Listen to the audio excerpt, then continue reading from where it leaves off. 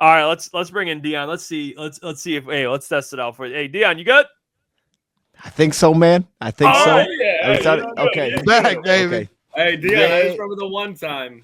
We can't let you go out sad. Yeah, like you that. can't Remember do the it one very time you were well. having issues. Can't Said, let not I again. Don't let me do appreciate that.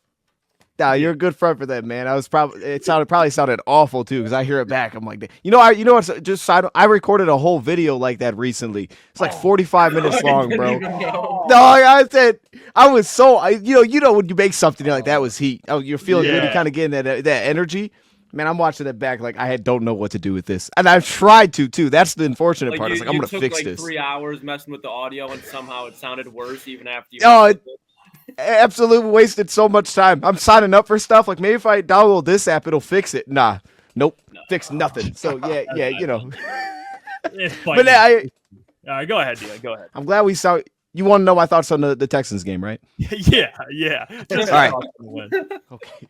I mean, look, man. As a Lions fan, we've all kind of seen the multiple interception game, a lot of turnovers, the crazy stats pop up where it's like, hey, Lions basically should not have won this game. This doesn't make any sense. Like 0.1% of teams win like this. And then Stafford will have 400 yards. And it's like, all right, we had 4 interceptions, but we also had 5 touchdowns. And Calvin went crazy. So the fact that we were able to do it in this fashion, but it never became that game. Like the Lions never, to me, felt like they ever got into drop back passing mode where it was like, all right, we got to throw the football. Like kind of just forget running the ball. We're a passing team right now. We have to find a way back in.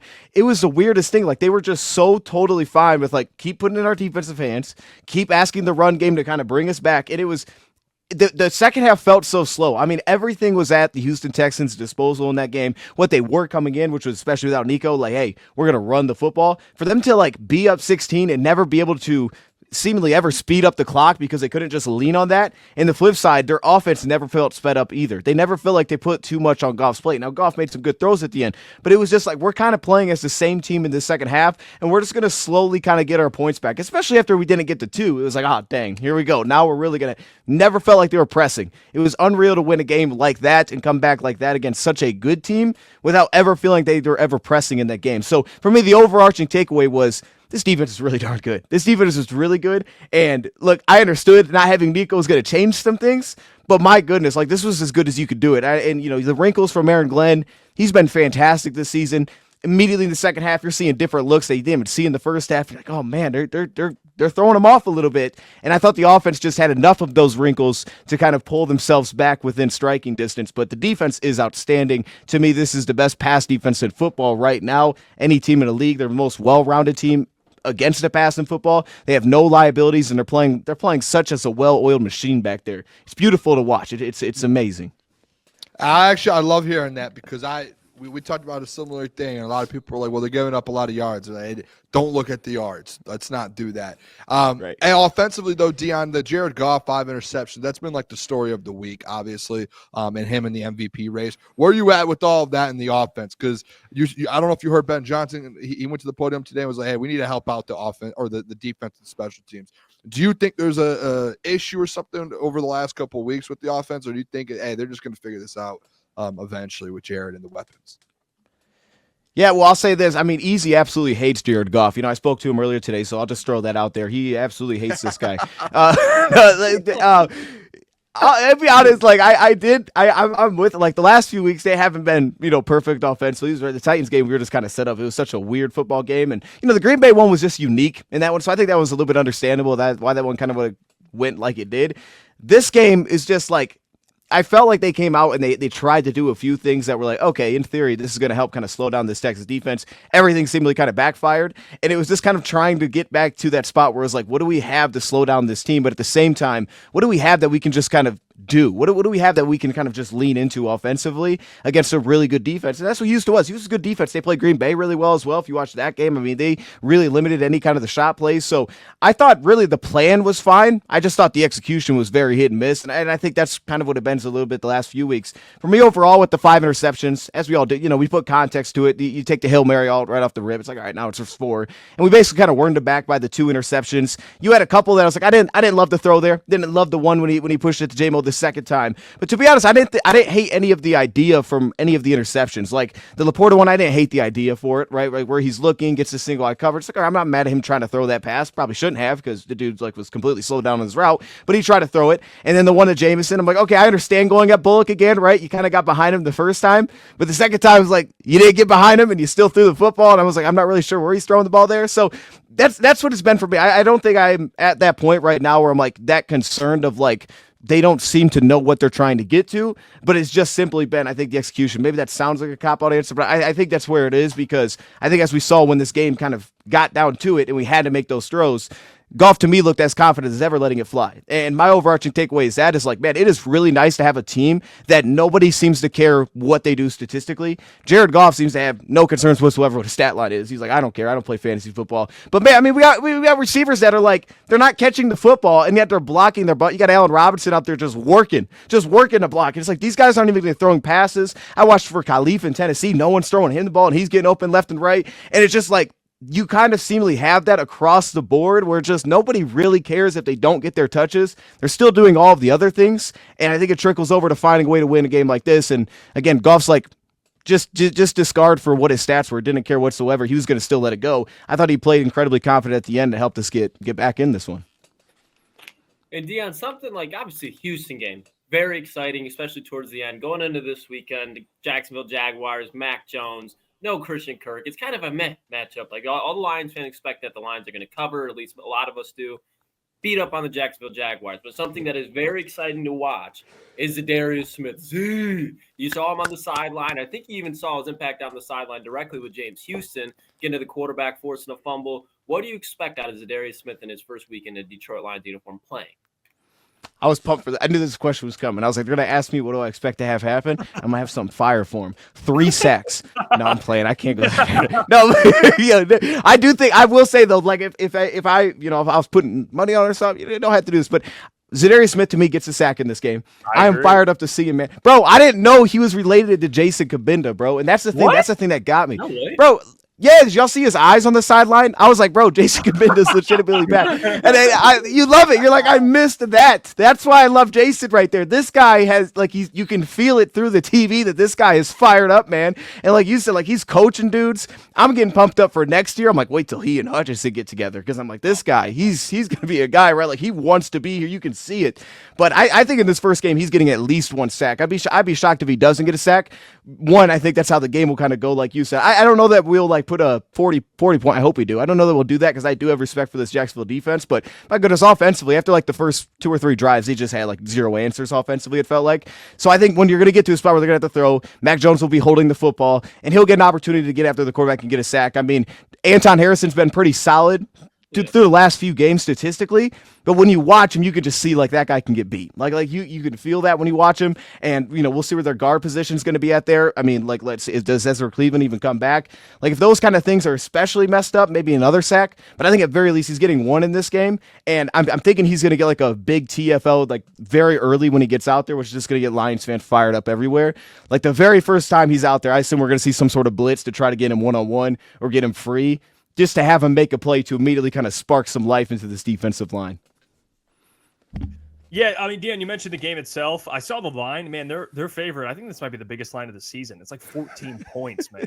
14 fucking points. I think the closest was the Lions Titans, and I think that was like 11.5, 12.5. This is 14. You mentioned it. You got some respect for the defense. I mean, I watched the game last week against the Vikings. They were taking the ball away. They were creating constant pressure. I thought the Jags defense looked pretty good. Offensively, though, you kind of nailed it with Mac Jones. What are your expectations for this game, and do you believe they cover that 2-score, line? I guess. Man, I'll be so. I think in the past, usually I'd be very. I don't love it. I kind of hate the massive line because immediately I resort to like, oh, it's not going to get that crazy. It's not going to get there. But I do feel like they're going to cover this. If I again was rolling money on this, I'd bet that they'd cover this. I think that they'll win by 2 touchdowns at least in this game, because I feel like that's just what the Lions have kind of been. For whatever reason, they've handled these spreads. It feels like a lot better than what you would typically expect. And I don't know, for whatever reason, I tend to just underestimate it. Like, nah, they're not going to do that. And then here they go, and they just wipe somebody. So I think that they'll cover the spread, but like that's the thing. It feels like Tennessee in a way where Tennessee was they were hanging with us, and it was just like all of a sudden our special teams just kind of pulled us away, and once they kind of fell behind a little bit, the game was just over. I kind of get similar vibes here with Jacksonville, where I could see this team really hanging with us early in this game, and once we kind of find whatever that is, that thing that brings us some extra life, maybe it's Mac Jones has a bad fumble or something, and someone stiff arms him, because that seems to happen all the time to Mac Jones. As soon as that happens and we score off of that, then I feel like the game's probably gonna stretch away, because I just don't think that they're really built to play in that mode. I think they're better built than Tennessee. They do have a couple of nice pieces. At least Mac Jones has got to bend in that moment if their offense finds a little bit healthy. But I think that'll be the same problem for them this weekend. Is we'll pull away from them. But remember, Tennessee was kind of hanging with us, man, because they had some nice pieces and they can't take the ball. Like just say they didn't play well against Chicago, but this Minnesota offense is not terrible. So to have 3 interceptions, no touchdowns, 12 points, like that's really darn good. I mean, we didn't do that to Minnesota. So yeah, for me, I think it'll be close early, and then second half it'll pull away. Hey, do you think Dion with Iffy potentially coming back in the next couple weeks? How do you see the Lions defense kind of going through that rotation there? Like, where do you think Iffy ends up fitting in? Because we really didn't get to see it the first couple weeks, because it felt like he was just out, and then they finally put him on the IR. I think like week 3 or week 4. How do you see that going, or do you see like him just being kind of just that, like if someone goes down, he fills in, or do you think they get him in a rotation? Yeah, the one thing I'm keeping my eye on there is, we saw them use 3 safeties last season, so I think most likely he'll find some way to find some snaps there, just package-wise. I think he'll get at least some snaps there when he gets back. But the thing that I'm really curious on is, I don't know if they're going to do it or not, but if they decide to try to look into potentially giving him some snaps in a Meek Robertson spot in the slot, I don't know that they're there with him yet. I know preseason it was a talk, and it was like, well, maybe he could potentially step into that role a little bit. And I don't know that it's actually going to work out as well as a Meek there. I just think the body type's a little bit different. I don't know how great he is to match up with every slot piece. I think that could be a problem, especially in man coverage. But when I look at like the long-term outlook here with Iffy, I struggle to see how he gets re-signed by the Lions if he doesn't show that he could potentially do something like that, and the Lions can see that outlook there, because I got to believe that there's other teams that are going, as soon as he hits free agency, are like, man, we will pay that guy. The only thing would be to hold you back would be the health, and I know that's a big factor, but I mean, he's so unique in the NFL, and the Lions have their 2 starting safeties. So to me, I think that it wouldn't shock me at all if the Lions dabbled in, like, what if he took some snaps from a Meek Robertson in certain spots here? I mean, maybe Mosley does that if he comes back and healthy, but because then, we'll get that blitzing ability, which he's the best blitzing defensive back that we have. I know they talked about it before the season started, so it was kind of on the table, but I think it's in the minds of, like, if he can do that, then we can make a case for paying him. But it's just going to be difficult, because I think you're going to be outpriced for just trying to bring him back as the 3rd safety. Could be wrong, but that's kind of my thought on it. Yeah, Deanna, I agree with you. I don't think Iffy's going to be around permanently. When I think of Iffy, I see that guy playing in Baltimore. I just think like that's a classic. He's like, whenever you see these teams get good, like as far as around the NFL, when the Patriots were good, when the 49ers were good, like all the good teams, they lose those players that were kind of a role player for them, but then they go somewhere else and they're really good. So I think that's going to be the case with Iffy. A matchup that we kind of talked on right before you came, and I want to pick your mind on it, especially because injury report came out. Carlton Davis dealing with a hand injury. Terrion Arnold kind of had a rough week last week against Houston, made a nice pass breakup that was kind of controversial towards the end of the game. He's going to be matching up a lot with Brian Thomas. Rookie on rookie, LSU, Alabama. These guys went at each other in college. What do you expect to happen when those two line up? Do you think that's a matchup that maybe Terrion can get a little more confidence because he's went up against him and can have some success? Or do you think it's another one where they're going to be throwing it to Brian Thomas and you're going to see pass interference or a holding call? Yeah, I think in that matchup directly, he's going to have a couple of problems with Brian Thomas. I think at least a few times, because Brian Thomas was so smooth, man, in college. Like that's probably going to give him some issues. But I'll tell you this: the optimistic side of me with Terrion Arnold, especially after last week, was it's hard to find guys that can kind of feel like they fit a little bit better, especially for some of those smaller receivers that are a little bit shifty. It's like, oh, we don't really have a guy for that, right? Like when Tank Dell's out there, it's like, okay, we'll just get him off the line, because as long as Carlton's not pressing him, we probably have an advantage here. And I feel like Terrion has kind of that athleticism. You can see it in just his movement skills, where he can be a little bit unique, where you get some of those tougher matchups where, like, okay, they're a little bit smaller, a little bit shiftier. It's going to be hard to have a guy that's not going to get separated from. I think Terrion Arnold has that within him to do it. And we've seen this year really good moments from him. I think it's still about kind of the game slowing down. I think guys that can kind of speed him up has become the problem. But this is a rookie. And even though I think he'll have him maybe a couple times off the line, we'll have like a smooth release and he'll get a step in certain spots here, I would say on the whole, I think Terrion does well against him, because I think having a rookie, it's going to be a little bit slower. He won't feel as sped up in this game. And I think that Terrion Arnold, man, like, even though it's felt a little bit up and down week by week, I think that he's going in the right direction. The big thing there is like, I don't know if you guys see this too, but I feel like there's plenty of examples where he's definitely a communicative, which is great, but he's also kind of like, hey, I'm doing this. And then he like tries to tell somebody like what they should be doing. And then like, they're like, wait a minute, that's not right. And then they're both kind of in the same spot. That seems to happen like still 2 to 3 times each game. So like, that's the one thing where it's like, all right, we still got to kind of clean that up. But like you said, with that last play, like the mental toughness has constantly been there with Terrion. He's just continued to bounce back. I think it's going to serve him well long term. I do like this matchup, though. Like, it's a long way to say I like the matchup against Brian Thomas in this game. If he's the starter in this game, I'm actually in some ways kind of excited because it could have a chance. They'll probably lean Vildor, but I would love to see a little bit of Rakestraw get mixed a little bit out wide, potentially too, especially against Gabe Davis. I think that's a really nice matchup for him to be physical with. I don't think Gabe Davis is going to run away from you that often. So I'd actually kind of like to see it a little bit, but I think this will be a good week for Terrion. I think a rookie, he'll handle it pretty well. We talked about this multiple times, and when is the next loss coming? And I guess we got through like the toughest part of the schedule here, Dion, at least on paper. Obviously, the NFL, you never know. I think I have them 2 more losses. I think they lose a divisional game just because it happens at some point. You play still the Vikings and Packers, and I think there'll be another game in there somewhere. You have the Bills, 49ers, whatever it is. I think 14-3 is a damn good record. It's still the number 1 seed. Do they lose, Dion? And if so, what games you're looking at immediately? Yeah, y'all brought the wrong guy to tell y'all where they lose. You know what I mean? Like, I mean, at this point, after what we just saw, like, dude, this team. I just feel like this team is invincible, bro. It's like you throw whatever you want, this team's gonna find a way. If I went back to where I was early season, and now it's going to sound crazy, people think this is ridiculous. I still think Chicago would be the team that would get us at least one time. I would throw Chicago, especially at Chicago. I just don't like how we match up against this team whatsoever. I'm hoping it's different this year. I think there's teams that we see do similar things schematically where it's like, okay, we've kind of had a test of that. I just don't love that matchup. I don't love how the weather could look in that spot. I don't love us being able to put up enough points where we really separate, so they'll always kind of hang around. So I would say Chicago.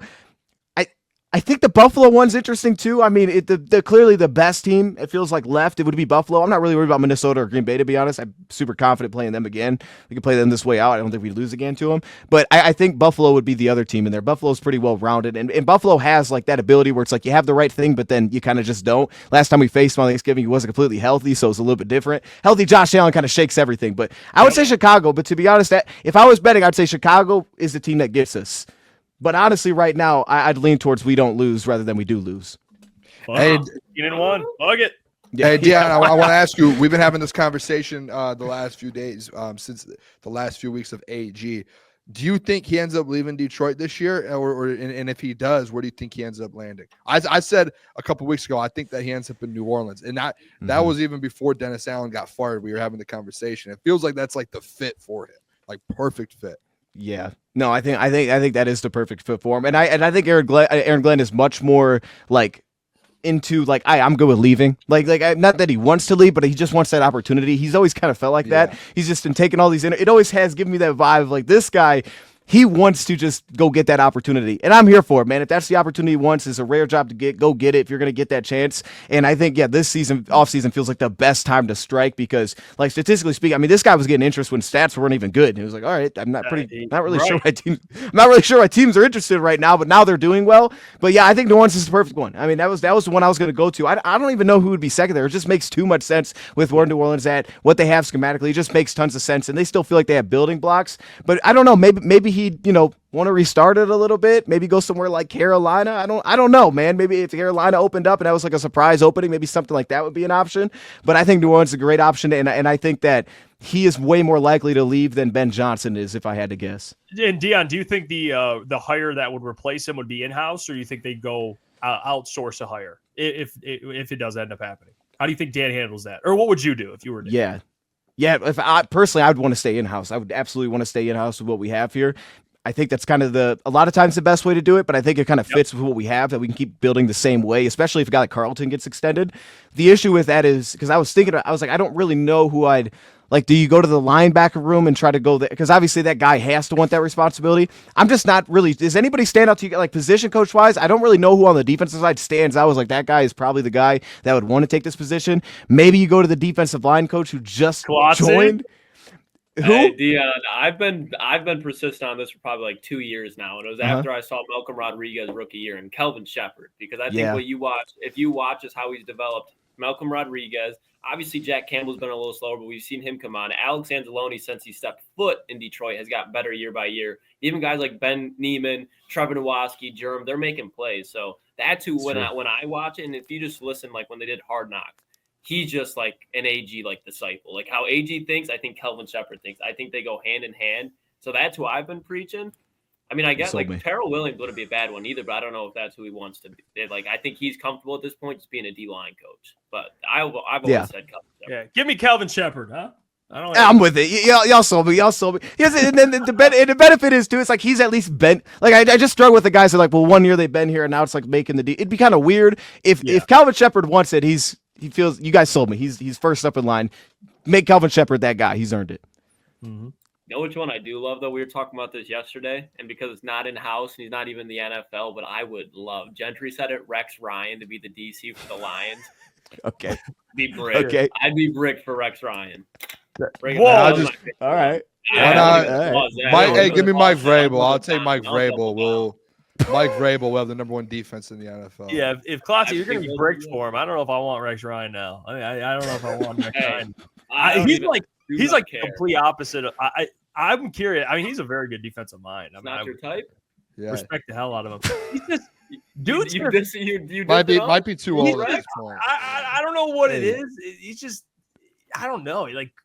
Smart guy. Yeah. Just that man took Mark Sanchez to the AFC Championship. I know. Come on now. Ball. That's fine.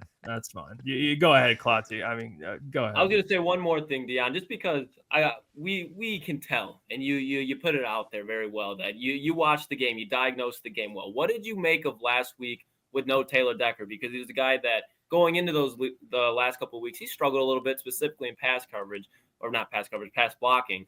Now that you saw Jared Goff get under that much duress, do you think it was because Taylor Decker was out? Line just didn't show up. What did you make of that whole performance out of the offensive line without Taylor Decker? Yeah, I thought we missed him in the run game, to be honest with you. Like, I feel like a few times this year it's been like, man, Decker, I'm kind of like seeing him do some work as a run blocker, and I always think him as he's the pass protector. You know, that's kind of the mold I always set him into, so I just don't expect much. And you find it flashed a few times this year. He like popped a little bit when watching games back, and I felt this game we just missed him. I thought that having Dan, and I was wondering if the Lions were going to, and they didn't, like they put Dan Skipper left tackle, if they were going to think about like, let's put Sewell on the left side with Glasgow and kind of work behind those guys, and then it's kind of lean to that left side of the offensive line, but they kind of balanced it out by keeping him at left tackle, and I thought that we just missed him there, because it's not that he did a poor job. I mean, Penei Sewell, he was guy giving up some pressures. Now, we had some of the biggest negatives offensively, but I thought that we just missed him in terms, like there was times where it's like, okay, he can't really get over and kind of seal off this defensive lineman. So maybe this run that really could have popped doesn't really pop. And you could there's just a little bit of limitations. I mean, the guy's 6'100", so it's like, okay, I understand that's going to be a little bit of an issue to duck down in some of these spots. That's where I felt it the most. I was actually kind of pleased with Dan Skipper because it didn't feel like one of these things where it's like overly like, oh my goodness. And I think we did a great job of, not putting him out there to dry constantly. He did a really nice job, but I thought when he was moving into that second level, we used him on screens, we got him out in space, we let him just be athletic. And dude, side note, I mean, everybody loves Dan Skipper. You have to. This guy on every play, bro. There was one of the early plays that Goff just threw the ball away. I'm watching this guy turn around and like chase Jared Goff, and I'm like, Dan Skipper, what are you doing? Like you're watching, like, Dan, there's not really a play to be made here, but for whatever reason, he's chasing. Just chasing Jared Goff as he's running to throw it away. Like, I love this dude because if someone touches Goff, this guy's gonna fight him. Like, it's just what it is. It's like he's his bodyguard chasing. I absolutely love Dan Skipper's energy for that dude. That dude is hilarious. It's like when he was at receiver and he was trying to get open. Like, I love him, man. So I'm glad that he got the nod to start, but I thought that's where Mr. Moses run blocking. It's a football guy. Yeah, football guy. He's a true football guy. And by the way, I got my answer on Rex Ryan. Xavier D says you can't let Rex anywhere near close to your wife's feet. The feet guy. Isn't he the foot guy? He is. Rex Ryan is. Yep, confirmed. I don't know if That's gritty. Hey, that's gritty. That's show. Hey, that's one that you can look into it and say. It's not gritty. That man's gritty. He's doing what most won't. Yeah, I don't know if that's the case. Hey, well, Dion, we appreciate you, man. Keep fucking crushing, dude. You're doing a great job. Appreciate you, Dion. Guys, go check out Dion, all his great content. Dion, hopefully we get you on very soon, my friend. Thanks for always making time for the fellas, man. Always. Yes, man. This is like my favorite show to jump on, bro. The energy is so good over here. I love it, man. I'm like, forget Thursday Night Football. We're live, man. That's what fired me up. I was like, bro, nobody cares, dog. No, I appreciate y'all, man. Have a great rest of the show.